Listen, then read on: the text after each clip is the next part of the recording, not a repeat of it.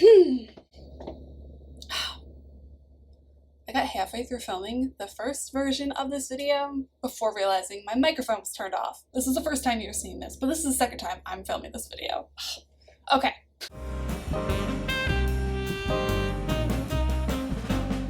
Hello, my name is Steph. Welcome to my channel. I'm going to be talking about the most anticipated summer reads that I have this summer. My idea of summer is the beginning of June to the end of August. I am in full summer mode now. I am so excited for so many books to come out this summer. You may remember that I created an anticipated reads for 2021 video back in January.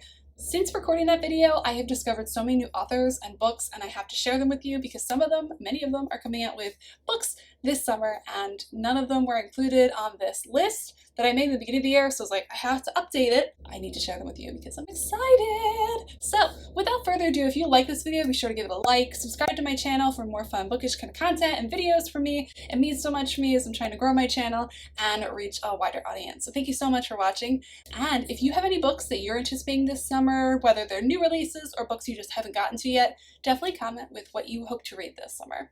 So without further ado, we're going to go in chronological order, starting with the beginning of June. Both of these were published on June 15th. First, The Roommate Situation by Katie Bailey. This was a super fun rom-com, brother's best friend trope. It was a super fun read, a fantastic debut novel, and I'm really excited to see where her writing goes from here. There's going to be another one in this series, which comes out, I want to say, in the fall, so it's not going to be that far away, and I'm super excited to read it because honestly her writing was so good. It was such a fun read, and I can't wait to read more by this author.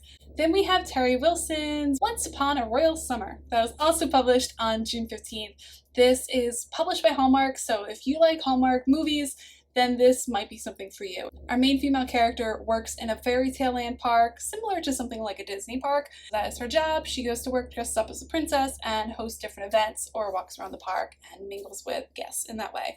She is also responsible for entertaining two high-profile guests who attend the park, not realizing at the time that she meets them that they are actual royalty from Europe.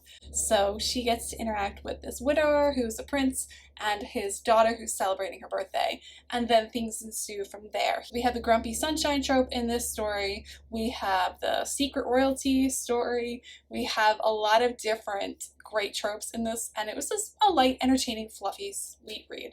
If you were in the mood for a lighthearted, fast read, this was a great one, and it was something that I could buzz through pretty much in one sitting and really just enjoy being immersed into the world. On June 21st, there are going to be two releases. The first is by Rachel John.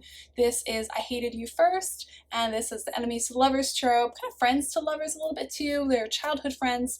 This is a brother's best friend trope. He has been a part of kind of her family and all the giant chaos that goes with her family, and they also work with her family business together. I had the chance to read an advance copy of this story, and it was really fun, really light and sweet, and a pretty fast read as well, so definitely worth checking out if you're a rom-com kind of fan. The next June 21st release is the second in a Regency series called The Daughters of Courage by Laura Rollins. The first one was about the audacious Miss Eliza, and the second one is about Miss Rachel. Rachel is one of three girls who grew up together. They had some money, but they were not part of the elite of society. And yet something occurs in the beginning of book one that thrusts all three girls who are of marriageable age into society at the same time, and they kind of need to navigate the ins and outs of society and kind of figure out their place in the world now that they have more money and affluence at their disposal. I'm really excited to read this story. I just got my copy in the mail and I'm excited to check it out. First book was fantastic and a really enjoyable read, great world building, so I'm excited to see what book two has in store. Moving on to July, we have a few books. The first is by Sonali Deb, In Sense and Sensibility. She writes super great Austen retellings. Her stories are so original, so enjoyable. This is the third in her Austen retelling series. I talked earlier in the spring, winter, maybe back in February or March, about Pride and Prejudice and Other Flavors and Recipe for Persuasion. They're the first two books in this series, and I'm excited to see how this story works out. This is closed door romance, fade to black scene, which I can appreciate, and I really enjoy her writing, and I really enjoy the stories and the world building, so I'm excited to see where this story goes.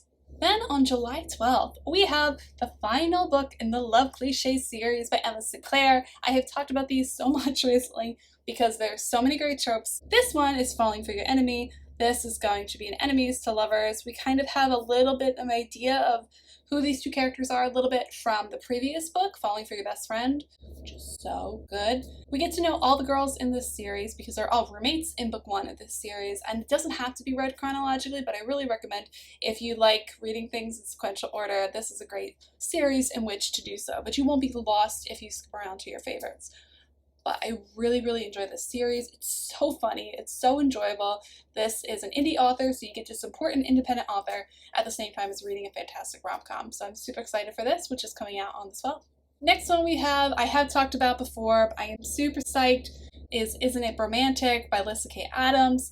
This series has been so funny, and honestly, since the pandemic, I've just appreciated all the more books that can make me laugh. Books that are light, that are fun, that kind of are an escape from life, right? So the heaviness of life, it's so nice to be immersed into a story that makes us laugh, kind of focuses on putting things in perspective. I've really enjoyed this series so far, and I'm excited to see what this story has in store as the series continues. We have 2 for August. The first is August 3rd. This is To Right a Wrong by Jen Turano. She writes really fun historical romances that have to do with a lot of silliness, a lot of goofy characters, and a lot of great moments for character development. What I love about her books is that we have so much humor mixed with a historical setting. So this isn't just a drama. It has a lot of funny moments, a lot of moments that do not work out the way you think they're going to work out or the way they ideally would in an ideal book world. You have moments that go awry and how to figure out things from there. So it's really fun. I'm excited to see where this story goes and get to know more about this main character. Last but not least, we have August 17th, The Merchant and the Rogue by Sarah Eden. She is one of my favorite authors, so I was super psyched to get to read an advanced copy of this from NetGalley. Definitely check it out if you are a NetGalley reader. And this is a story of Brogan and Vera. Brogan is from Ireland, Vera is from Russia, so we get to see how their stories overlap. And I love getting to know more about Brogan and his sister Mora, who have both been such enjoyable characters from the first 2 books in this series, The Lady and the Highwayman and The Gentleman and the Thief. And I've loved getting to know them a little bit better because they live together. We get to see a lot about both of them, get to know a little bit more about their history and what brought them from Ireland to England. And we get to know this fabulous new character in Vera and get to see what is kind of going on. This has to do a lot with social justice themes, so I really like those themes. I really like the way that the storytelling occurs, and it's in a super creative and fun environment with lots of clever moments. So definitely very enjoyable and something I'm looking forward to reading more of as that series continues as well. So that wraps up this list. If there are any that you are looking forward to reading as well, definitely let me know in the comments. If you have any other books that you are anticipating this summer, let me know that as well. Thank you so much for watching, and as always, if you like this, be sure to give it a thumbs up, subscribe to my channel for more fun bookish content. Thank you so much for watching, and I look forward to seeing you guys next time. Hope you find something that just brings some sunshine to your day. Have a good one. Bye!